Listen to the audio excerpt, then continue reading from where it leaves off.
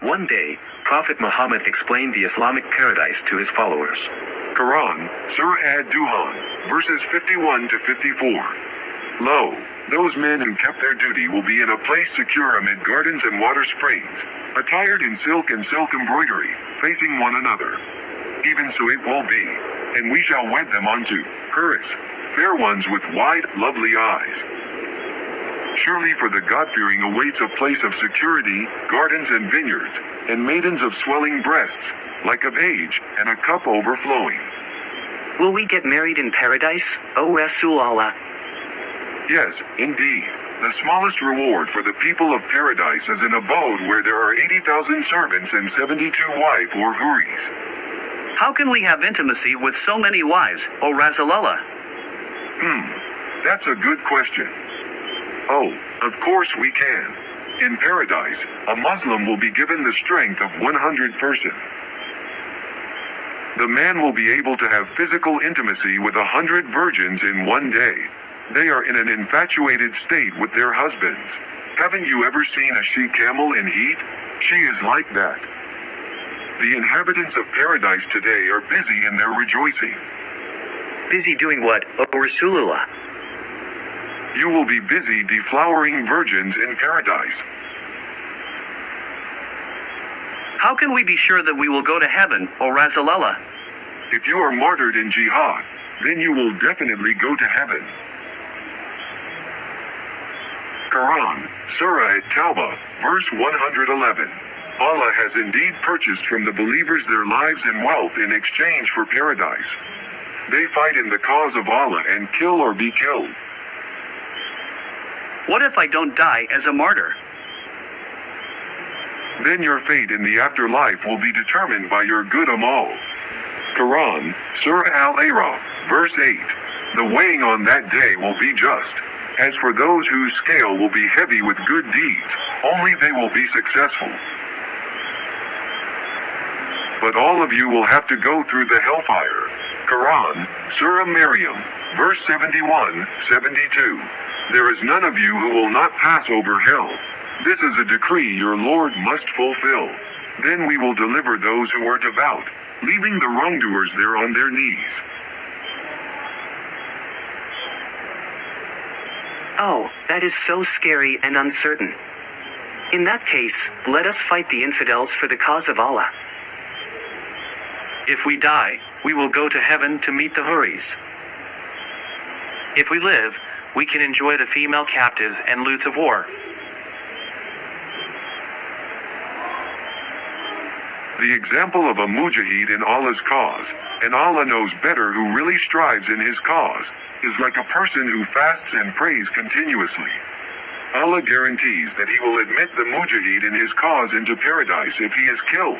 Otherwise he will return him to his home safely with rewards and war booty.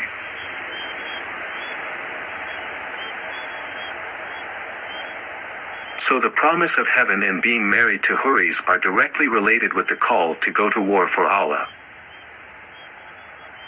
This promise is repeated several times in the Quran, such as in Surah Ad-Duhan, verse 54, and Surah At-Tur, verse 20. We will marry them to maidens with gorgeous eyes. The word, is masculine plural, while the word, zawaj, means, pair, or marry. The word, hurin, is plural feminine. Therefore, the Arabic scholars thought that this must be about men being paired or married with virgin females or maidens. But actually, the word, hor, does not mean, maidens. Rather, it is the plural form of an Arabic feminine adjective, that means simply, white. The word rin, is translated as, big eyes. Quran commentators and Arabic scholars often explain that, it actually means, big white-eyed, virgins.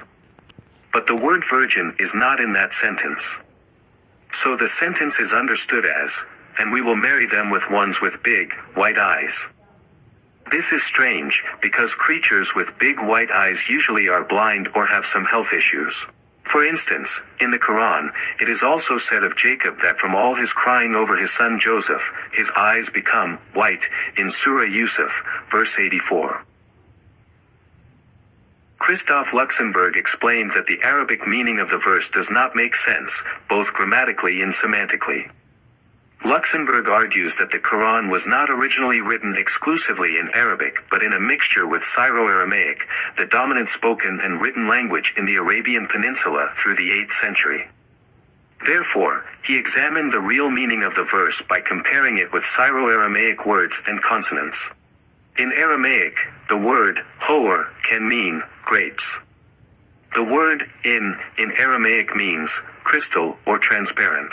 The meaning of these words in Aramaic is, under crystalline grapes. The Arab translators added the rasm or diacritical marks later, and this caused misinterpretations about the real meaning of the sentence. Luxemburg removed the 2 dots at the beginning of the sentence, then the letter Z, for Zowagnahum, or to marry, became R, for Rawanahum, or to rest. This is the new meaning of the verse, and we will let them rest under crystalline grapes. Luxemburg said that similar statements about grapes were in Christian hymns about giving grapes to the new soul who had just arrived in heaven. He said that the exact source of information came from the Christian hymn originating from the 4th century CE, titled, In Heaven, written by Saint Ephraim the Syrian, which refers to heavenly grapes. Luxemburg explained that because the Syriac word used by Saint Ephraim for grapes was feminine, the Quran scholars mistakenly thought that the Quranic verse was related to having marriages in heaven. A Coptic fresco from the 5th century in the monastery Deir al-Suriyan, which was the monastery of the Syrians, shows that Abraham, Isaac, and Jacob gave grapes of paradise to the souls of the newly departed to refresh them. That was what Orthodox Christians believed at that time.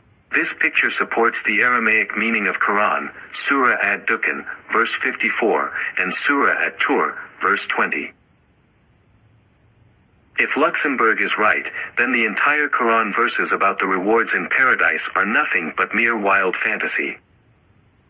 Would the Muslims be willing to die if the heavenly rewards were 72 grapes instead of 72 virgins? I doubt it. Did Prophet Muhammad get the information about Islamic heaven from the Arabic linguistic scholars who misunderstood the meaning of Syro-Aramaic Christian hymns? Or did it come from his own imagination? Whichever his source came from, one thing is for sure, he controlled his illiterate and gullible followers with the promises of heavenly pleasures and torments of hellfire.